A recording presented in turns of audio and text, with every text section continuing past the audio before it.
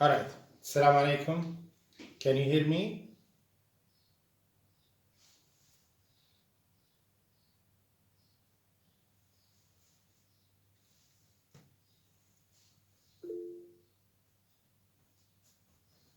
All right. Perfect. Great. All right. Today we are going, inshallah, to discuss chapter 5. But before discussing chapter 5, let me just highlight something about naming or IBAC naming of alkyl groups. We have previously in the previous lecture, we have said that some alkyl groups, they have a name which you need to memorize. But what if you, for any reason, you have forgotten the name and you would like to derive the name of this alkyl group by using IUPAC rules? For example, let's take for example, the propyl. When the alkyl group attached to the propane from the end chain, here we call this propyl. But when it is attached from the middle to the chain, we call it isopropyl. This isopropyl, you need always to... Yes, please. Hajar, go ahead.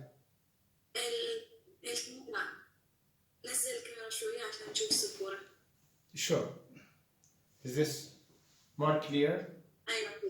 Perfect. Now, sure, Maria. Now, as we said, this is alkyl group. We call it propyl if it is attached from the chain, the end chain. But if it is attached from the carbon in the middle, we call it isopropyl. But what if you forgot the name here? How can you give IUPAC name of this alkyl, of this substituent, of this branch to the long chain? The easiest way to do it, we will simply follow the same rule, which is we need to find out the longest continuous chain of carbon atoms on the alkyl chain. In this case here, we go here, this is suppose the long chain.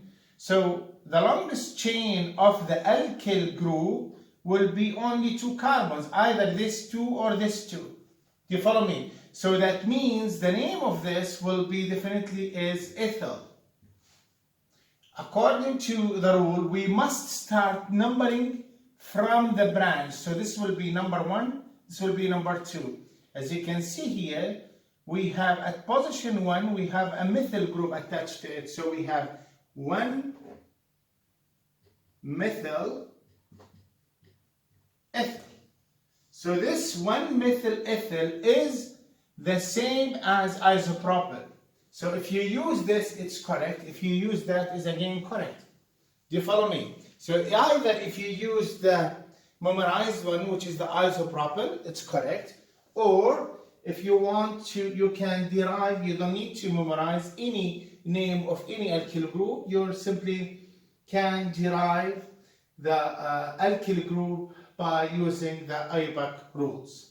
Do you follow me? Is there any question about how to derive the IUPAC name of a branch? Doctor? Yes, sure. Why it's not ethyl methyl? Because it's before... No, this is because simply the ethyl here is like the parent name of the alkyl group. So it must be always at the end. You follow me, Jawahir? Yes. So that must be always at the end. Yani the name of the longest chain of the alkyl group must be always at the end. Then any substituent present, we must give it at the beginning. Let's take another example in order to see if you understand fully the concept. So, but this is simple. It's a very simple thing. We need to always look for, at the branch point, we need to look for the longest chain. Always we number 1 at the branch point. So this is number 1, and then we proceed for the longest chain. Let's take another example. Let's see, for example, CH3, CH, CH3, CH3. Let me take this. For example, what's the name of this alkyl group? The memorized name, the name which you're supposed to memorize. What's the name of this alkyl group? Any answer? Can you see it? Okay. Huh? Yes, Jawahar, again. What's the name? Butyl. Butyl is not correct. If you say just butyl, it is definitely not correct. It is tertiary butyl. Exactly, Riham. It is tertiary butyl. Do you follow me? Because butyl is this is Jawahar butyl. CH3, CH2, CH2, CH2. Any alkane attached from the end of the chain, we just convert the N to the I. You follow me? So this is butyl, but this is here tertiary butyl. You cannot say this is butyl. If you say it, if you name it to butyl, then definitely it is wrong. Remember that carefully. Do you follow me? Because science is always about precision and accuracy. We must be always precise and concise. Anyway, this name called tertiary butyl. So anyway, I forgot the name. How can I derive it? Again, we just look here. This is the branching point, right? So what's the longest continuous chain of carbon atoms to the alkane or at the alkyl group here? How many carbons? How many? 3 carbon. Why 3? Because you must start from this carbon going into one direction only. You cannot go to 2 directions. Do you follow me? The one who said 3 carbons. Exactly, Tahani, it must be 2. Yani either you go this direction, or you go this direction, or you go that direction. But you cannot go both directions. This is wrong. You got my point, guys? Do you follow me?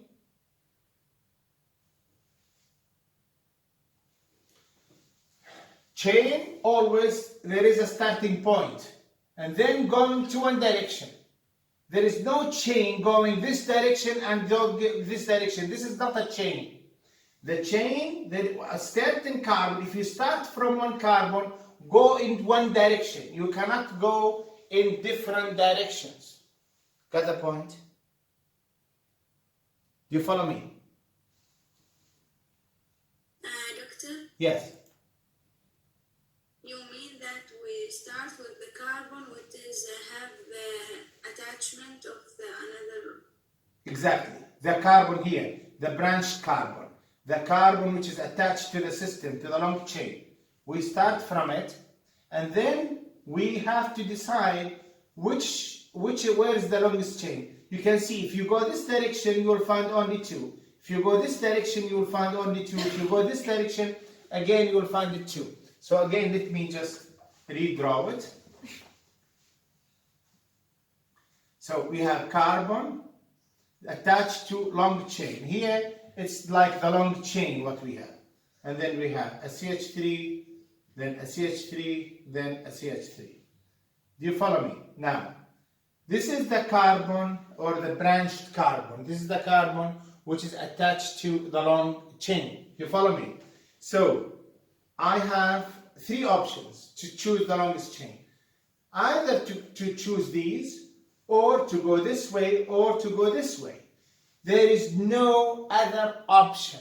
You cannot consider these as the longest chain, because it means that from the branch point, you went into 2 directions, this direction and that direction.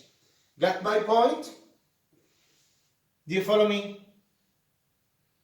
Yes, Doctor. Wonderful. So in this case, as you can see, all directions are the same. So the longest chain here, we have only 2 carbons. So that means it will be the parent name of this alkyl group will be again ethyl. Do you follow me? Now, as we said, at the carbon of branching, it will be number 1. So that means this is 1 and 2. So which means at carbon number 1, we have 2 methyls. So it will be 1,1-dimethyl ethyl. So that's actually a synonym of tertiary butyl. So either you give the name of this alkyl group as a tertiary butyl, or you name it according to the IUPAC rules, you name it 1,1-dimethyl ethyl. Get the point? Is that clear? Yes, طيب. Perfect. Wonderful. So you should never ever hesitate to derive the name of any alkyl group, because simply you just have to apply the rules. It's very, very straightforward issue. No ambiguity here supposed to be. So if that's done, if there is no any further question about the APAC naming of alkyl groups, we'll start now discussing chapter 5, which is the title of the chapter will be a preview of organic reactions. We are not going to discuss everything in details actually in this chapter, because we're supposed to finish it up in this lecture. So we will just give you an overview about organic reactions. First of all, let's define the kind of reactions we have in organic chemistry. So we are talking about chapter 5, which is organic reactions, or overview of organic reactions. So let's first to see the type. What types of organic reactions we have, and how we can simply recognize certain reaction, if what's the name or the classification of this reaction. The first reaction will be addition reaction. I'll just always abbreviate the reaction by this way. So this is always abbreviation of reaction. So please take care of that. Take a note. Now, the addition, from its name, the meaning of addition reaction, it means two molecules, they will add themselves to each other and then will form a bigger molecule. Very straightforward. So for example, if we have ethene gas, C double bond CH2, we allow the ethene to react with HBr, as we will explain actually in the next chapter, or make it this way better. So if we allow the ethene to react with HBr, we will get CH3 CH2Br. As you can see here, in this reaction, we have two molecules, A and B, suppose. They reacted with each other, they add themselves to each other, and they form bigger molecule, which is the bromoethane in this case. This type of reaction, we call it addition reaction. So the first type of reactions, we call it addition reaction.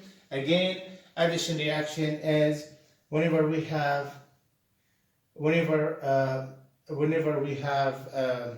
two molecules adding themselves to each other to form a bigger one.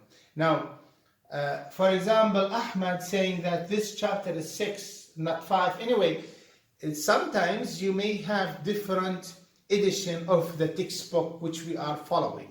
So if you are following edition 7, it's this supposed to be chapter 5.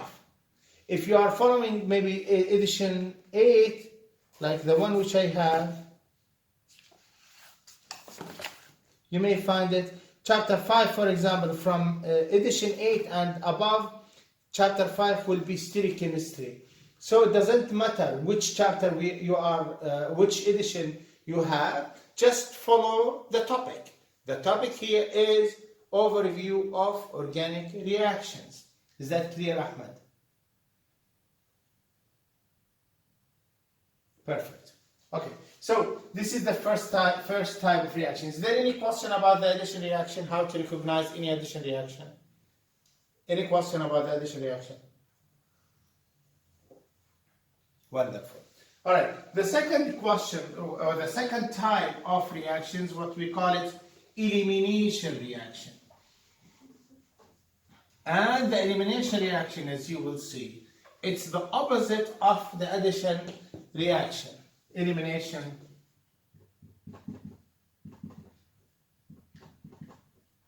reaction. It's opposite. It's the contrary of addition reaction. For example, if we have CH3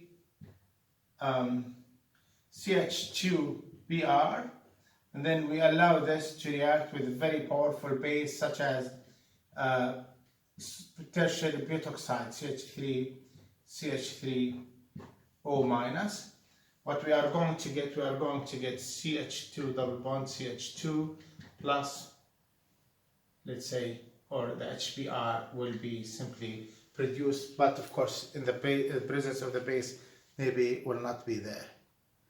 Maybe let's take it in acidic medium, it will be better. This is one type of reaction. Another example, for example, if we have alcohol, CH3CH2OH, if we allow it to react with H plus with heat, we're going to get again alkene.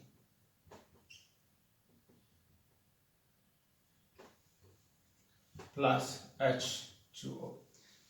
Now, as you can see here, for example, we have in this reaction we have OH and hydrogen has been eliminated from the compound to form the alkene.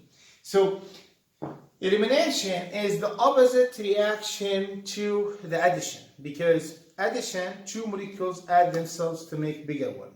Now in the elimination we have big molecule. Now from this big molecule there will be elimination of another small molecules. In other words, this big molecule will form two different molecules. You follow me? That's actually the difference, or the difference between elimination and addition reaction. Actually, this reaction will not be HBr, it will be actually Br minus, because it will be in basic medium. Anyway, this is the same thing here. We have hydrogen from here and Br from here has been eliminated, but because of the presence of the base, it will not be as HBr, it will be as a salt of the HBr, which is the Br minus. You follow me? Is there any question about the elimination reaction? Any question about elimination reaction?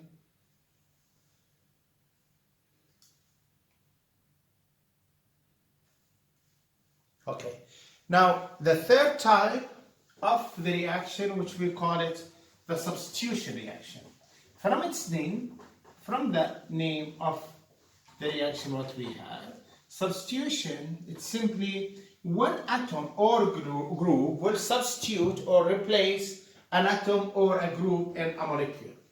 I'll just stick to the example what you have in here.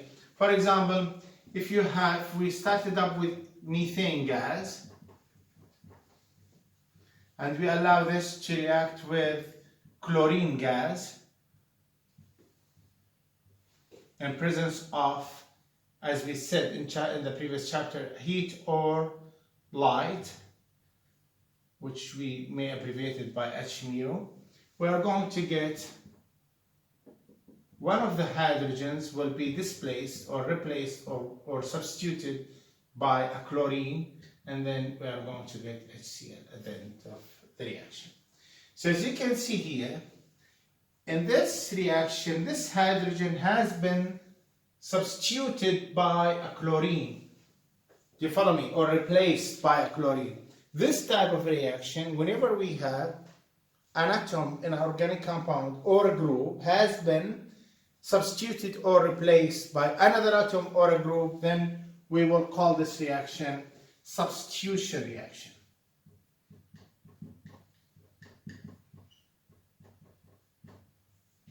Do you follow me?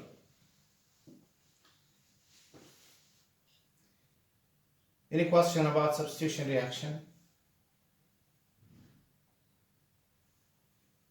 Any question? Wonderful. So clear. Wonderful. The fourth type of the reactions, what we have, is what we call it rearrangement reaction. The rearrangement, from its name, it's very simple. You know, just whenever you hear the name, you hear the type of the reaction, you should just think of it. You will definitely find out what type of reactions you may have. When we say rearrangement, it means a molecule will, or the atoms inside this molecule will rearrange themselves to produce another molecule. You follow me? So the molecule, it's only one molecule will change to another molecule. That's it. The difference is that the atoms in the reactant has been connected or arranged in certain way while the atoms in the product has been arranged or connected in different ways. Or most likely, in any rearrangement reaction, we will always get like isomer of the reactant. So the fourth type will be rearrangement reaction. An example of this will be like the rearrangement when we have, for example, butene, one butene, if we allow it to react or in presence of acid catalyst, this will be formed or converted into CH3C, CH3 double bond C, hydrogen,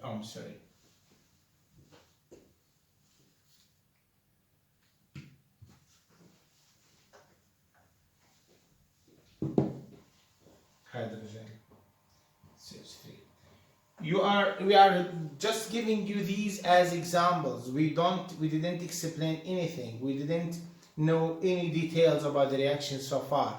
All what we are discussing in this chapter is just to recognize the type of a reaction. That's it. This is all what you have to do in this chapter. Later on, when we discuss any reaction in details, then you have to know how it works, how it happened, what's the reason behind it, and so on and so forth. But for the time being, all what you need to know from this classification is just the ability to recognize a type of reaction. If it is substitution, if it is elimination, if it is addition or rearrangement. As you can see in this rearrangement reaction, this reactant, the same atoms, the same number of atoms, everything is the same, produce another product with the same atoms. In other words, the reactant with certain molecular formula produce a product with the same molecular formula, but they have different arrangement of atoms, which means they have different structural formulas, and therefore we call this rearrangement. Do you follow me? But if there is no, it's not called metathesis or ihlal muzawaj, it's called rearrangement. Do you follow me? The rearrangement again is just one reactant converted into another product or into another isomeric product. That's simply the summary of the whole issue. Is that clear for the fourth type of reactions? Is there any question? Any question about it?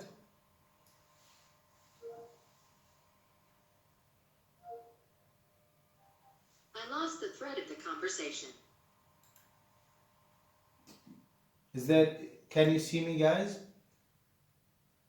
Hello? Yeah, okay. Is there any question?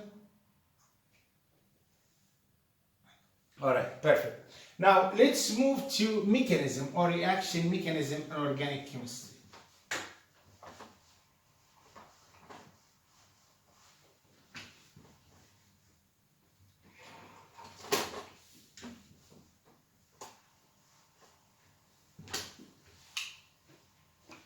Now, there is a very important topic in organic chemistry which we will always discuss it in details in every chapter, which we call it the mechanism of a reaction.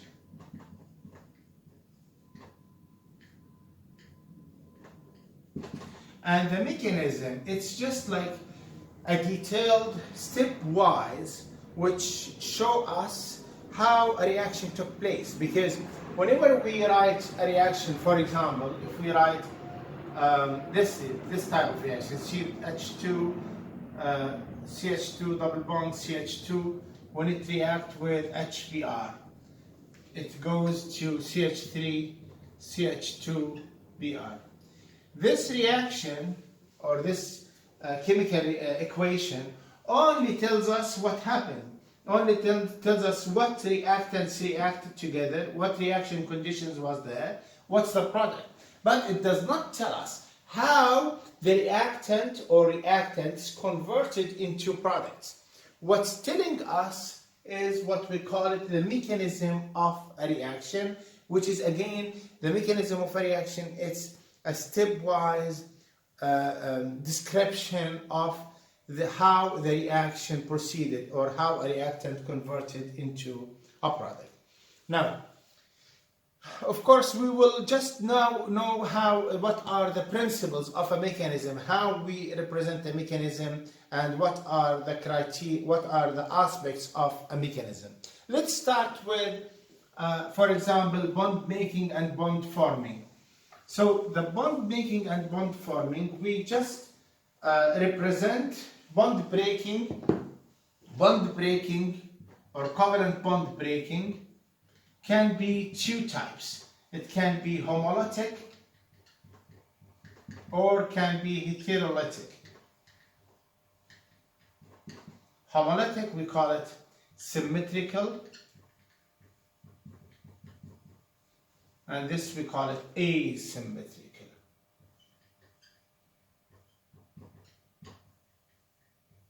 What does that mean? Now, whenever we have A and B, for example, we have A making a bond with B. What does that mean? We have a pair of electrons shared between the A and B. Now, in certain reaction, suppose this bond will be breaking up. There are three ways actually how this bond can break. One way that the two electrons will be breaking, or this bond will be breaking symmetrically. In other words, each atom will take its own electron. In this case, we call it homolytic. The other way, it's heterolytic or asymmetrical, in such a way that one of the atoms, for example, A, takes the two electrons, and therefore this will become a plus, and vice versa. This two electrons can go to the B, and this become negative. Anyway, let's start with the two aspects. One way of breaking a bond here, let's talk about homolytic cleavage. Homolytic cleavage of this bond. First of all, whenever we are referring to a breaking a bond or movement of a single electron, always we use half curved arrow in this case. This half curved arrow,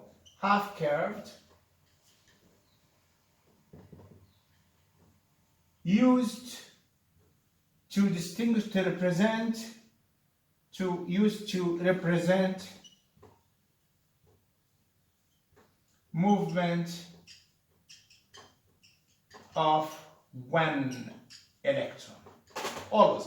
Whenever you want to represent a movement of one electron, always use this half curved arrow. Do you follow me? Half-headed arrow, curved arrow here. In this case, if this bond has been broken symmetrically or homolytically, that means each atom will take one electron. So the products will be A radical plus B radical. Do you follow me? So this is the first possibility of breaking a bond, which is breaking the bond homolytically or symmetrically, and this is how we represent it. Now, by the way, whenever we have a species, either an atom or a group, having one odd electron, we call this radical, always. The radical means any species contains odd number of electrons. So this is radical, this is radical. So this is the first type of homolytic cleavage, or cleavage of the bond, and this is how we represent it. As I said, it will form radicals. Any question about homolytic cleavage of the chemical bonds? Is there any question? All right. Now, the other type, which is the heterolytic. The heterolytic, of course, depends on the difference on the electronegativity. In other words, suppose we have A-B bond. Now, the A-B bond here, if this bond to be break up heterolytically, it will depend on, mainly, most of the cases, depends on the difference on the electronegativity. Suppose B is more electronegative, so most likely the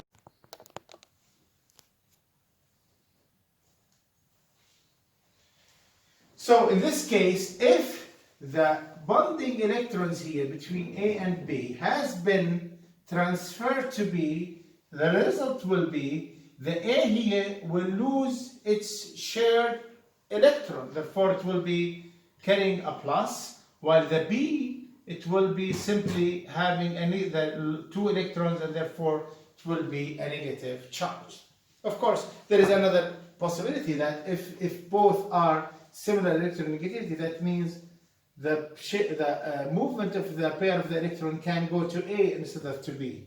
Do you follow me? And thus we will get A minus and B plus. So, but anyway, in principle, there are 2 possibilities for representing or for breaking off a covalent bond. Either the covalent bond to be break up homolytically and thus forming 2 radicals, or it can break up heterolytically and therefore forming a positive ion and an ion in this case. Do you follow me? So this is how we represent it. These are a very important aspects actually, because you will always use these arrows in order whenever you want to draw or to write a mechanism of any reaction. So always remember that half curved arrow we use to represent a movement of 1 electron, while full curved arrow used to represent a movement of 2 electrons. Any questions so far?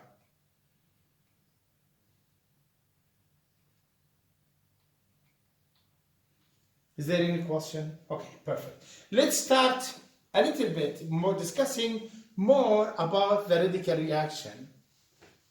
So let's just take some time to explain the radical reactions.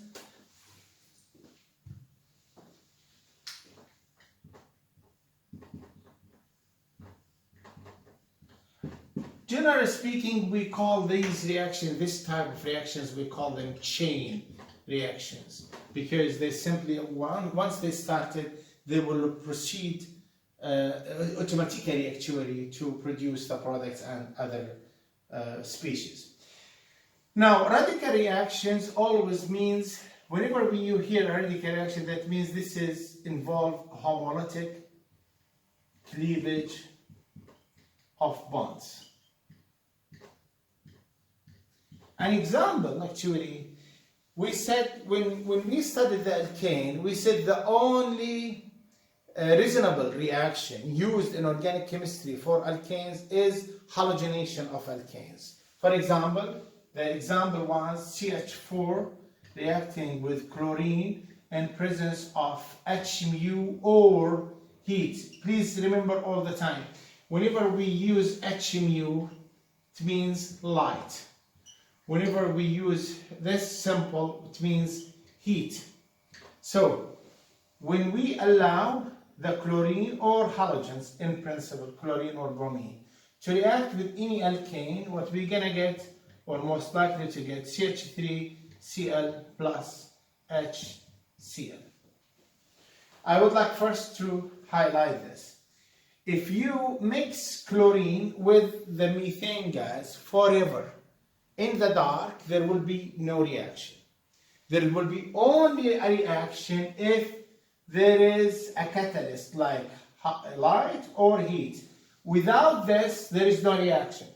So, the halogenation reaction is simply some sort of substitution reaction, because as you can see here, a chlorine has substituted a hydrogen, so we have this type of products. So this is called the radical substitution reaction.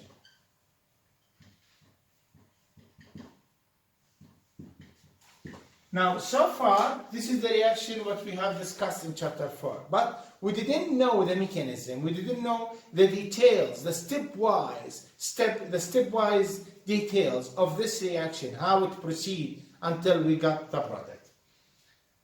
Now we are going to write the mechanism of this reaction. Do you follow me? Is there any question about whatever I have said so far? Any question?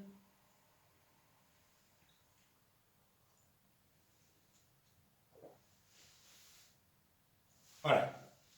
Now let's talk about the mechanism.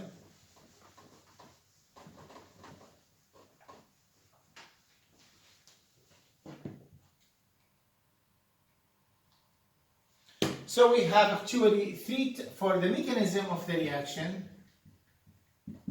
we have always three steps. First, what we call it initiation step. Second, we call it propagation. And third, we call it termination. This applies actually to any radical reaction. And what we are going to explain today is just an example of this type of reactions. So, but in principle, any radical reaction will always involve these three steps: the initiation, propagation, and the termination. Now, the initiation, it's from its name, it's the step which leads to start up the reaction.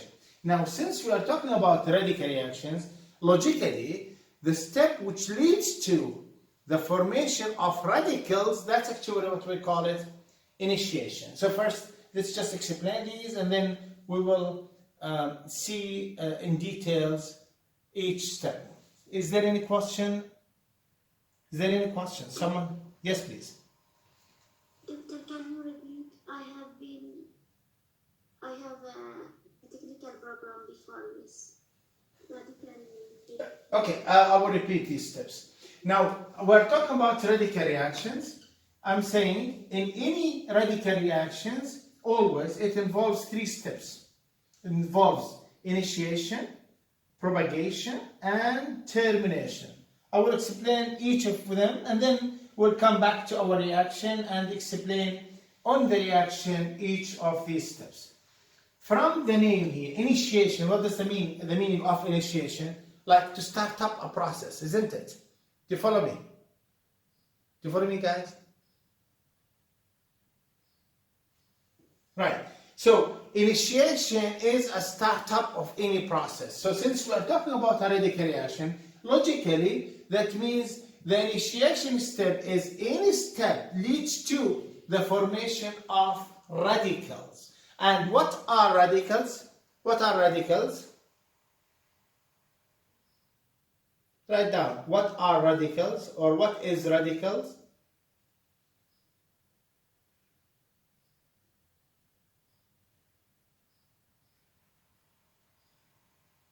Anyone knows? Radical in Arabic actually it's called free radical. هو جذر حر. This is called actually in Arabic free radical. نسميه جذر حر, which means any species contain odd number of electrons. Just remember this because you're a chemist, you should know the logic of chemistry. Exactly, Al-Bara. You should know this. Now, in principle, any compound, anything we found it in our life to be stable, it must contain even number of electrons. Now, for any reason, if we have any species contains odd number of electrons, that means this is radical first. Secondly, it must be very reactive.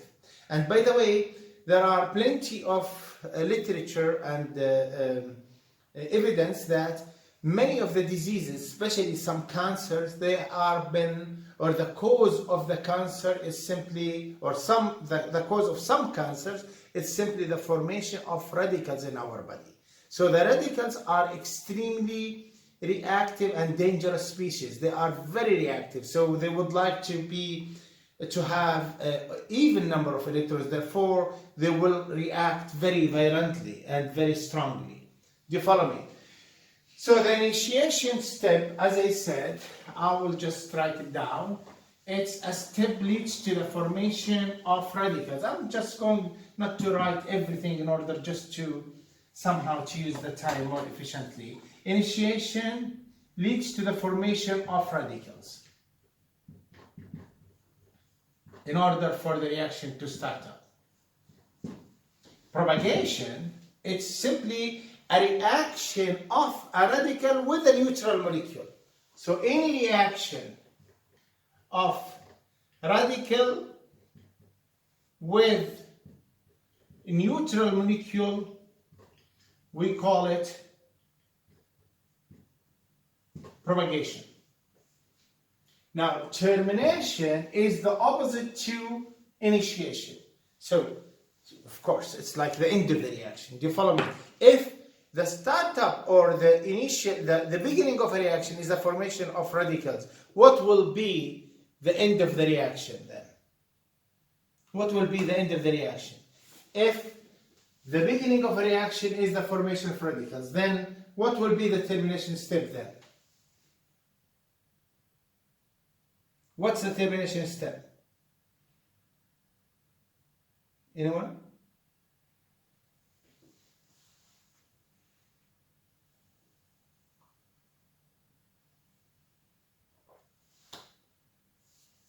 No one would like to answer? Exactly, Tahani, exactly. A termination step, whenever two radicals collide with each other and form a neutral molecule, that's actually the end of the reaction. Because as long as we have radicals, we have reaction.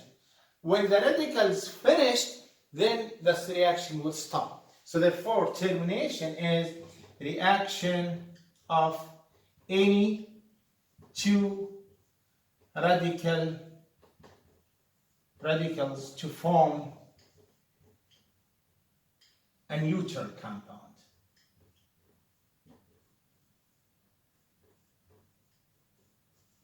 So these are actually the three main steps which involved in any radical reaction in organic chemistry. Whatever the reaction, organic reaction here, any radical reaction will always involve these steps. Now, to understand the topic more and more, we will just apply all what we have learned to the specific reaction which we have it in hand, which is the chlorination of methane gas. Do you follow me? I'm just going to erase everything unless you have a question. So is there any question? Any question, guys?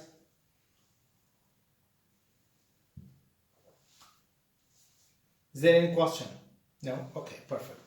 Okay, so let's just look in details and see the initiation step, the propagation step, and termination step for our halogenation reaction of methane.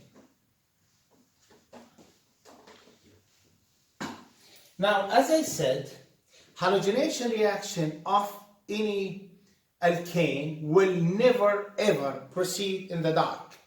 We need always one of two catalysts. What are they? What we need to make a halogenation reaction beside the halogen and the alkane? What we need? Heat or, exactly Ahmed, heat or light, exactly. One of these. So why we need them? Why we need them? Actually, the heat or the light, because we have chlorine, this is the Lewis structure of chlorine molecule. When we apply heat, suppose a light for example, or heat, we will apply energy suitable enough to break up this bond, homolytically. So the first step will be the homolytic cleavage of the chlorine-chlorine covalent bond. So in other words, one of the electrons will go to this atom and the other electron will go to this atom. So we are going to form two chlorine radicals. Sorry, this is here.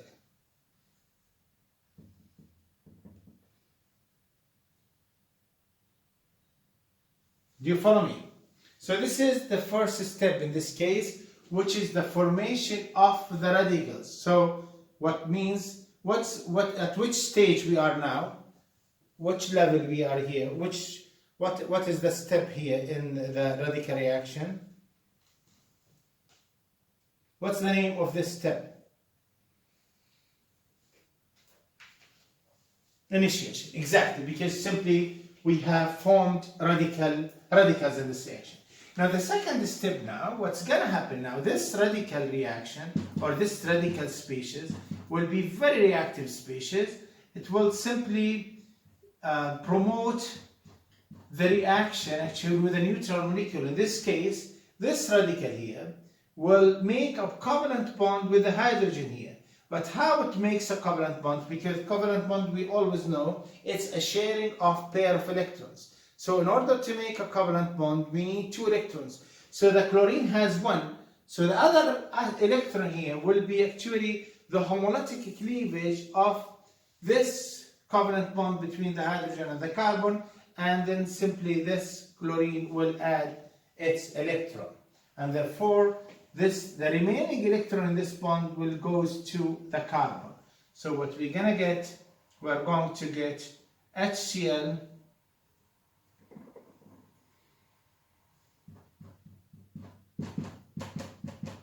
plus CH3 radical. Do you follow me? So this is the first in propagation. Of course, as you can see here, what's the type of this step in here? What we call this step? Propagation. Why, Ahmed, we call it propagation?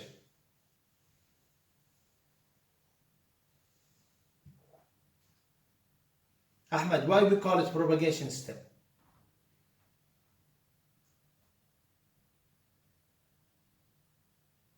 Or anyone else? Not necessarily Ahmed. Because it's continuous formation of radicals. It's okay, but you can say because simply any Reaction? Jawahar. Reactions of radical with a neutral molecule. It's a reaction of radical with a neutral. Exactly, Jawahar. Because simply it contains, it involves a reaction of radical with a neutral. So that's why we specified this as a propagation step. Another step reaction. Now, another reaction will be the CH3 here radical. Let me put it this way. CH3 radical with another CH3 radical. Before that, I'm sorry. CH3 radical with another chlorine molecule. Now, the carbon here can make a bond now with one of the chlorine atoms. Again, here there will be homolytic cleavage of this bond and the formation of the carbon-chlorine bond, while the remaining electron here will go to the chlorine. So what we're going to get, we're going to get CH3 Cl plus Cl radical. Again here, we call this step propagation because it involves a reaction of a radical with a neutral molecule. That's why actually we call it a propagation step yet. Do you follow me, guys? Is there any question? Wonderful. So the last step actually, as we said, the last step will be termination. The show must finish now. It must end, which means any radical which are available in the reaction, suppose when they collide with each other, they will form a neutral molecule. So in other words, the termination step in this case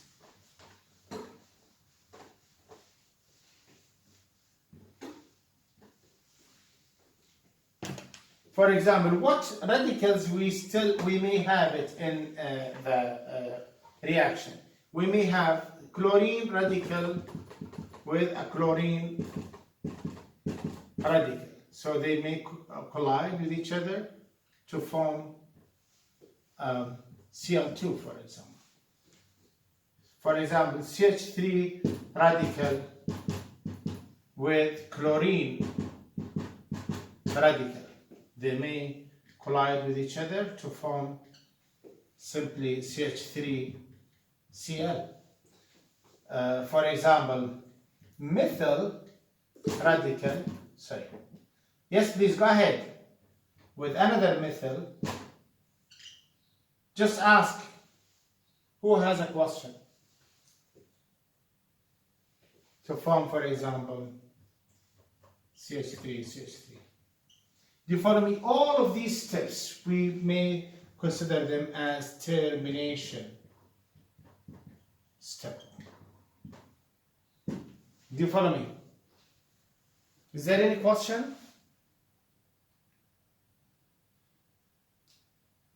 Okay, so as you can see, all of these steps are, we consider them as termination because simply they involve a reaction of two radicals. Any two radicals, whenever they collide with each other, they will form definitely a neutral molecule. In other words, odd electrons, any two odd electrons, when they react with each other, they will form even species of electrons.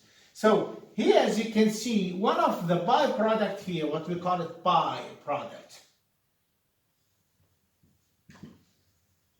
The byproduct, it's simply not desired product, which may always be in a reaction actually, which normally actually it appears in low yield or low percentage yield. But anyway, it's actually always a possibility of formation of a byproduct for such a reaction, which is the alkane with alkane to dimerize and to form longer chain. Do you follow me? Is that clear? Is there any question about it? Any question, guys? Is there any question so far?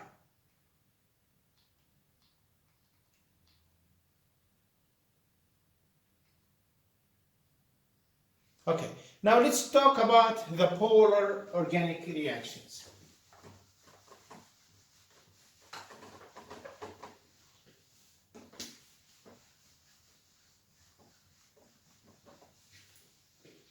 Polar reactions.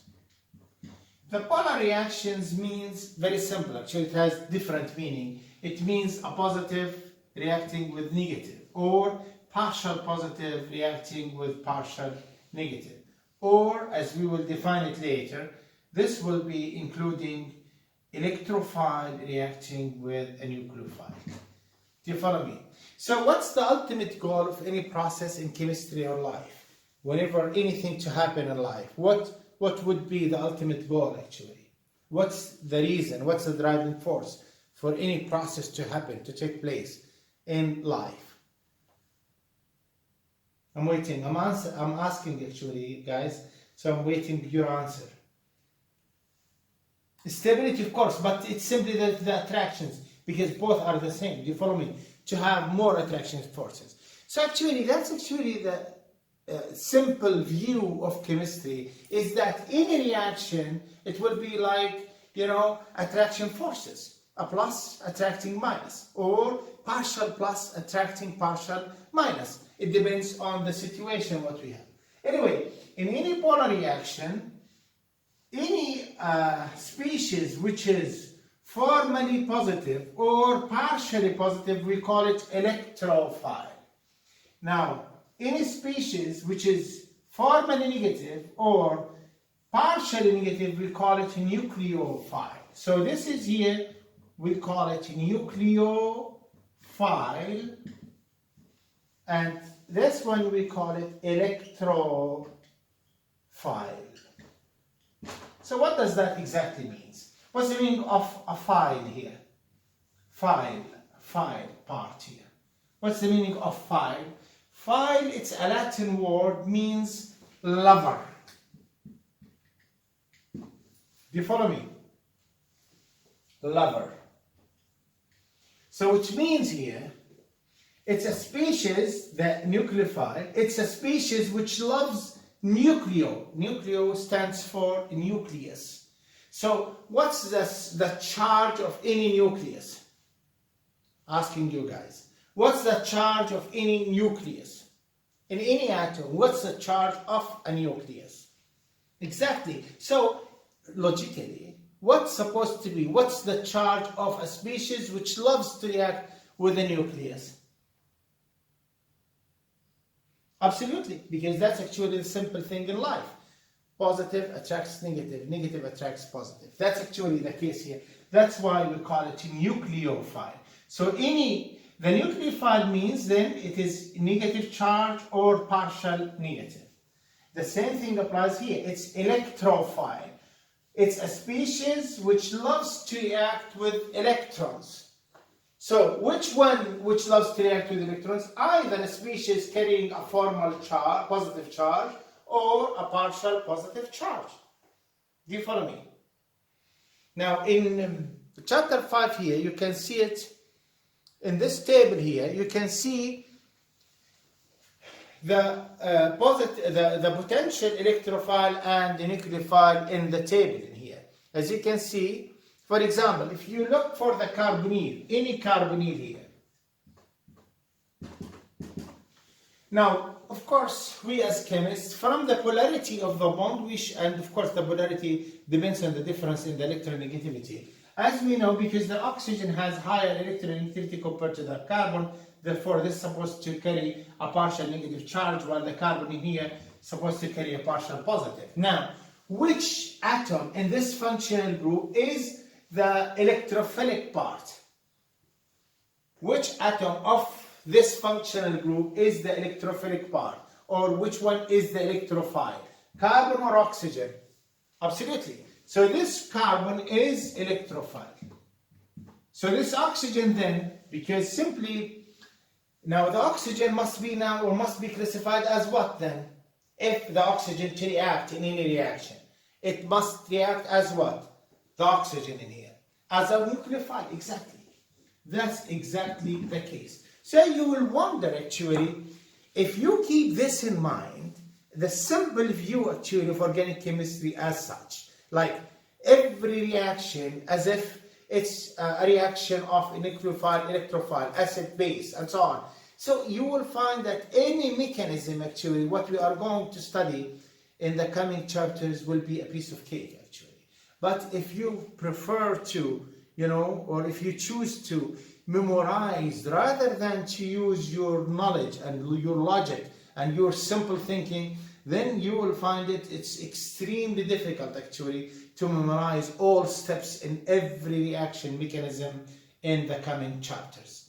Do you follow me? So I really recommend you all just to rely on this and to keep this in mind, because once you understand the reaction at this point, and this is the simple logic behind it, you will find it easy actually to understand and to follow.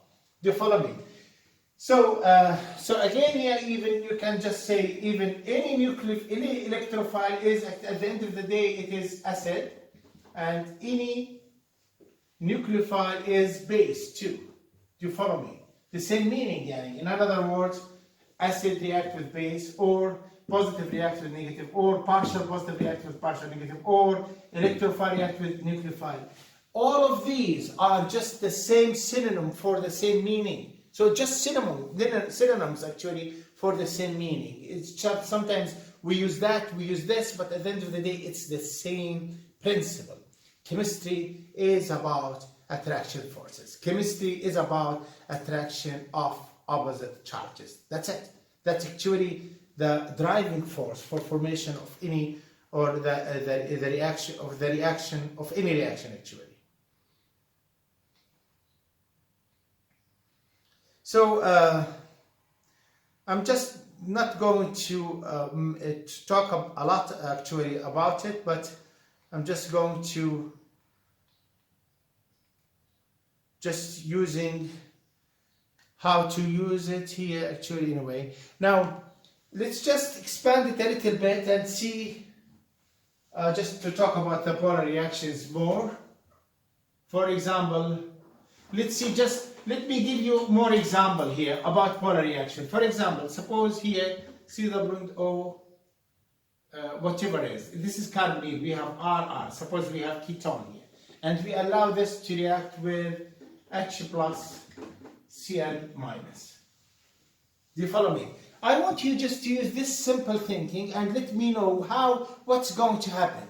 Because simply at the end of the day, any reaction is about attraction forces, is about interaction of electrons. So this is the functional group, as you can see. This is the carbonene, is the major functional group. Therefore, if there is any reaction to take place or to happen, it must happen as the functional group. Do you follow me? So what do you think the first step? Let's say the first step is the acid catalyst, the H+. H+, where it will react?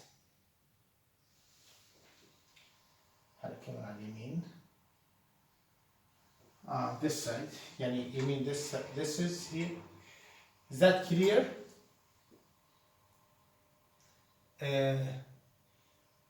Is that clear now? Yes, exactly. Now, how it happens here, as you can see here, since the oxygen is the nucleophile in this case, and the H+ is the nucleophile, so the lone pair here will be donated to the H+. So this is the first step. What's going to happen, we will form this intermediate where we have R, and then H, then plus oxygen. Do you follow me? Is that clear? This is what we are going to get first. This is simply the intermediate here, what you are going to get. And of course, now, can we draw another resonance structure of this intermediate? Can we draw another resonance structure of this intermediate? Yes, we can. Simply, the lone pair here can go to the oxygen, and then we can simply have it OH, R, and then the carbon here plus. Now, as you can see here, because always in this reaction, actually, we use H plus as a catalyst. What's the rule of any catalyst, guys? What's the rule of any catalyst in life, in chemistry? What's the rule of it?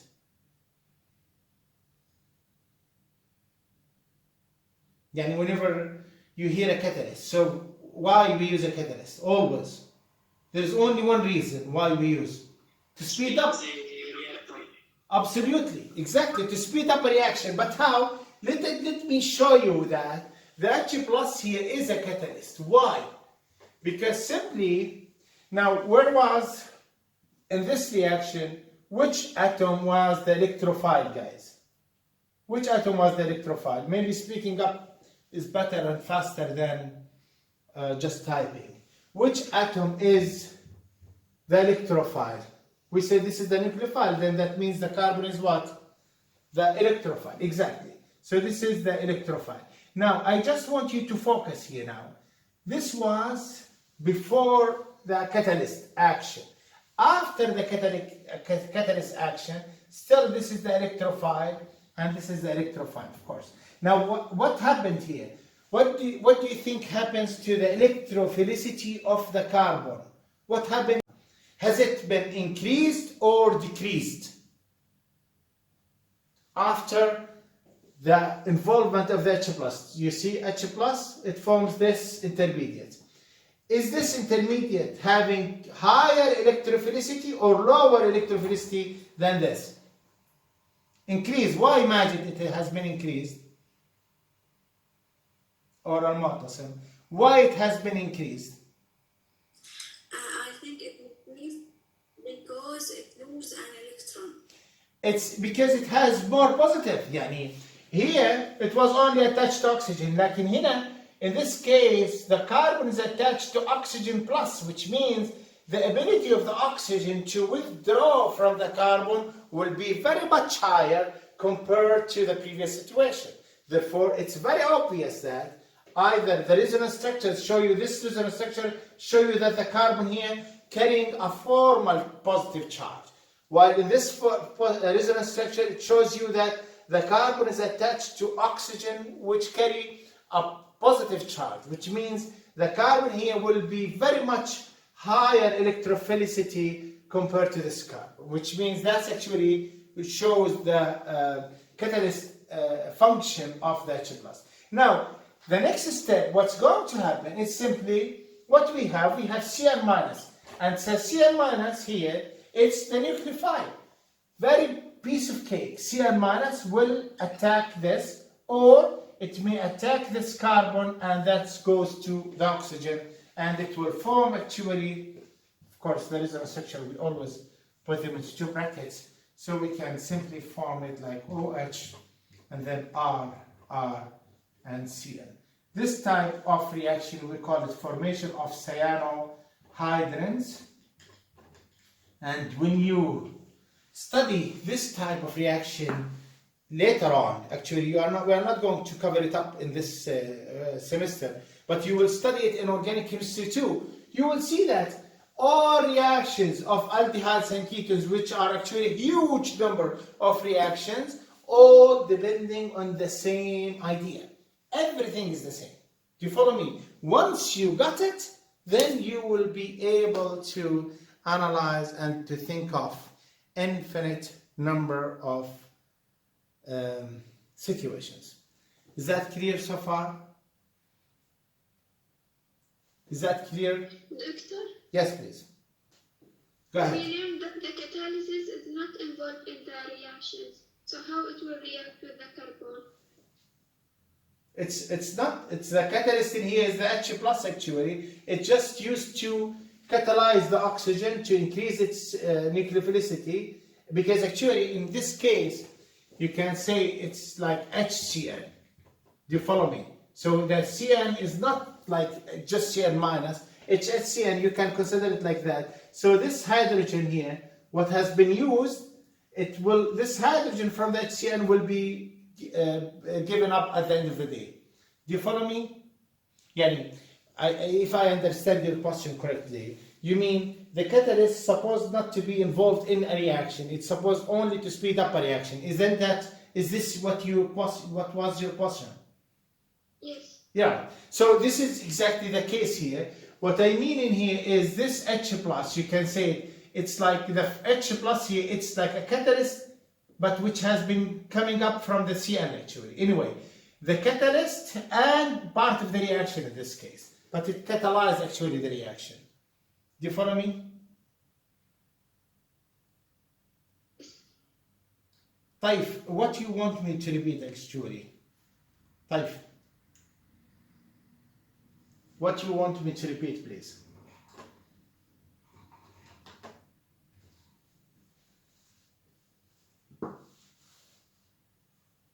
Okay, this reaction again. Okay, I will repeat it again.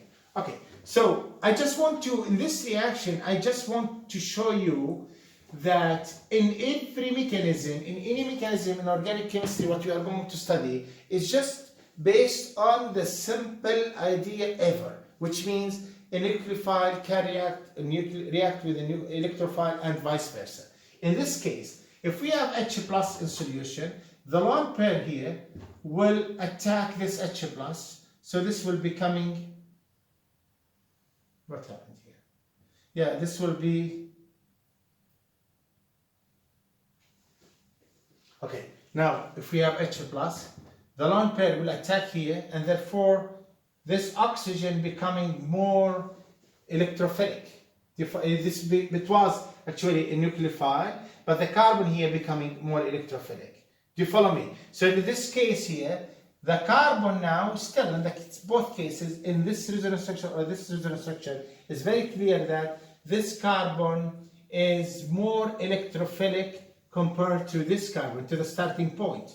Do you follow me? Because the starting point, the carbon here was attached to oxygen, but in here, the carbon is attached to oxygen, which is positively charged, which means the pull of the electron or the withdrawal ability of this atom will be very much higher than oxygen alone.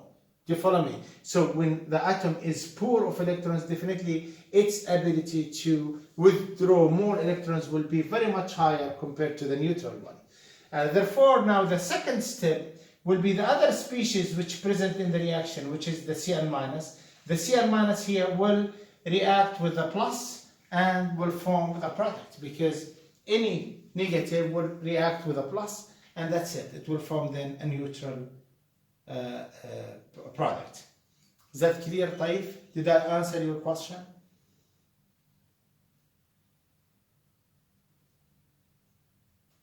Perfect. Is there any other question? All right. Sure. Thank you. And now I think it's enough because I always promised you not to exceed much because I myself don't prefer to make it very long lecture. So I will stop now. Inshallah, next lecture in Wednesday, we will just continue few slides. That's it, actually, just few slides of chapter 5, and then right away we will start chapter 6. All right? Again, I wish you all a very pleasant day, and inshallah, I'll see you next Wednesday. Thank you for your attendance. Thank you. Bye-bye.